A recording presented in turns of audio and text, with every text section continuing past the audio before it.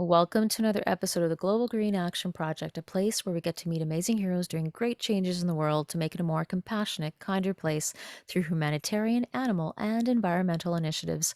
I'm your host, Jennifer, and today we get to meet another amazing guest speaker.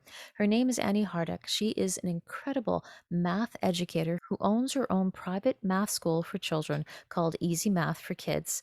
And she is also an international best-selling author amongst many other incredible qualifications. Today, we're going to have a discussion on the importance of bringing mindfulness into the educational realm as educators, parents, and mentors to support the children in our lives so that they can learn a growth mindset, to be more resilient, and learn the leadership skills that they need to help make the world a better place for all life on this planet.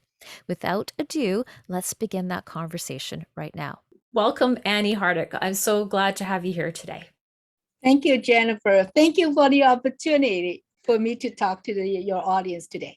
This is going to be a very exciting conversation. It's about how parents and educators and mentors can support children in our lives in terms of empowering them to learn a subject through a mindfulness practice. And the subject today we're going to review is none other than mathematics. How has it been noted in terms of their anxiety and stress levels when they start, and then kind of where they've progressed? What have you seen? There's one thing that we cannot control. Like I know the point is when they gain the confidence, when you learn something new, you have to go through that process. You make mistake, okay? Don't like is how to take like mistake is an opportunity for learning, right? But some take it so serious about it's not about them, but they felt it. They're as if they failed something, right? So what I see is I encourage like parents to guide them because I just see I don't because that's the part I cannot control, right? With how the other thing, because when a child feel that when they make a mistake and not able to feel it's not their fault, it's part of the learning, right? Because the environment at home also affected that, right? So if their child is able to take a mistake as a learning a stepping stone, that they will not have that anxiety that I come across a lot. Like because we do have challenges, right? Like through our program, it's a long-term program. So they are going to come across that things that they find difficult to do. And how do they move on? You know, so they get excited at the beginning because it's so easy, right? But what happened when they come through the hurdle? The common, I think, mistake is just switch to other activities. That's not solving the problem. That's just hiding from the problem. Okay, let's try another activities, right? Like take them away because they think that the kids is not interested in this subject.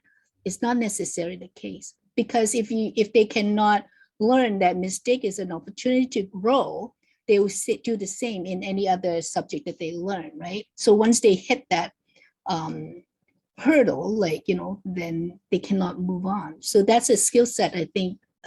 It's not just educators being able to just help, right? Because it is their whole daily life that how they come across. So sometimes I just find education is more about building your child's character, how to get them to be resilient, being able to once they see challenge, they see well, maybe it's just me. I just see I love challenges, right? To see that's an opportunity to reach another level. Yes. Very powerful in a day and age where we talked about the busy, but we also live in the quick fix mentality, right? Mm-hmm. And you've just brought up, like, in order to be resilient, we need to understand that it takes effort and there is struggle. And through the struggle, we learn, and that growth mindset allows us to be the best versions of ourselves and learn all the wonderful gifts that are hidden inside yet to be known. And because we're in a quick fix society, if we quit too early, we never find those gifts. So Right. thank you for bringing that up. That is so important to remember, that it's okay to be uncomfortable The discomfort is actually what allows us to grow and become better at something. And it Yes. applies to anything in life, doesn't it? Yes, because I think that's when you see the challenges that say when they get to youth, like right, or get when they start getting their first job, and they notice that it's not that easy. You just moved away and start something else, right? It's the responsibility that you now have, and when you, how do you deal with any challenges that come to you in your life? You're going to hit it one way or the other. May as well be trained when you're young how to handle it, and that's part of any area of learning when a child goes through, right? So it's not so much about just the academic, it's about that resilience, being able to the skill set, like what is it, learn how to learn. Learning how to learn, right? And it ties into all those other virtues too: tolerance, Yeah. patience. There's so many more, but those are just two examples. When we learn that nothing is what we might see as perfect, nothing is perfect. Mhm. And joy is found in the journey, not in the destination, right? So the struggle is what allows us to find those gems, those golden nuggets that allow us to feel content and find joy in the struggle, oddly enough.